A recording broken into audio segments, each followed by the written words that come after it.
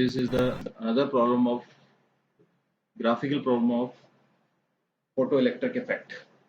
In this problem, which one of the following graph represent the variations of maximum kinetic energy of the emitted electrons with frequency nu is photoelectric correctly? कौन सा best representation है graph में, जो कि graph में ये बता रहा है कि वाई एक्सिस पर आपके पास मैक्सिमम काइनेटिक एनर्जी है एंड एक्सिस पर आपके पास फ्रिक्वेंसी है हर्ट्ज एंड जूल।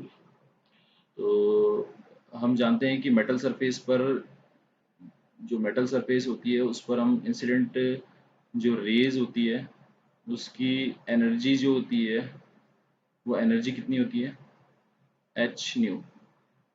और this energy, incident energy is divided into two parts and two work function, two work perform. तो फर्स्ट इज वर्क फंक्शन, जो first part of energy है वो work function कर process करने में work करता है, और सेकंड जो है कि वो maximum energy, kinetic energy gain करने में करता है मैक्सिमम। और हम जानते हैं कि जो वर्क फंक्शन होता है वो H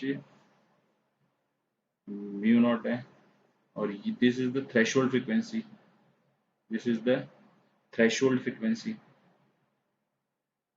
threshold frequency and plus maximum kinetic energy plus kinetic energy. This is the Einstein photoelectric effect equations. H is equals to, और अगर इसमें हम बात करें तो जो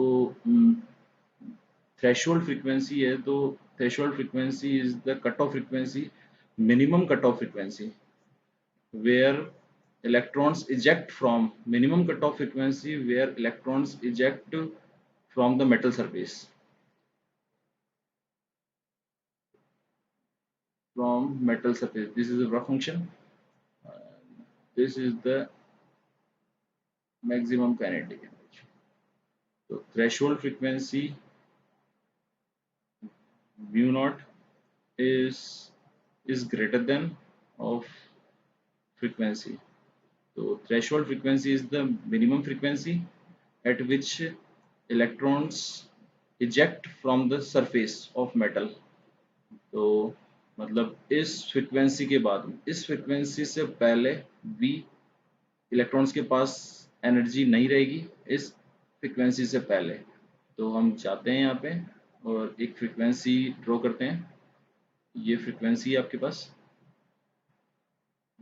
ये आपके पास एनर्जी है वाई एक्सिस पर, काइनेटिक एनर्जी, और ये आपके पास फ्रीक्वेंसी है न्यू, और ये आपके पास जीरो। जब जीरो फ्रीक्वेंसी है तो काइनेटिक एनर्जी कुछ नहीं, एक फ्रीक्वेंसी है minimum frequency, this is called threshold frequency. उस फ्रीक्वेंसी से पहले आपके पास एनर्जी जीरो रहेगी, कुछ भी एनर्जी नहीं है, और वो minimum energy at which the electrons ejected from the metal surface, and then उन इलेक्ट्रॉन्स में एनर्जी स्टार्ट होगी, और लीनियरली जैसे जैसे आप फ्रीक्वेंसी बढ़ेगी उस थ्रेशोल्ड फ्रीक्वेंसी के बाद में, वैसे वैसे हमारे पास एनर्जी इंक्रीज होगी है।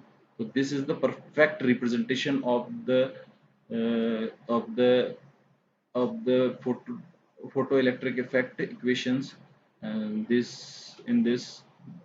is not the correct, and this is also not correct, and this is also not correct, because and this graph is the perfectly representation of photoelectric effect equations.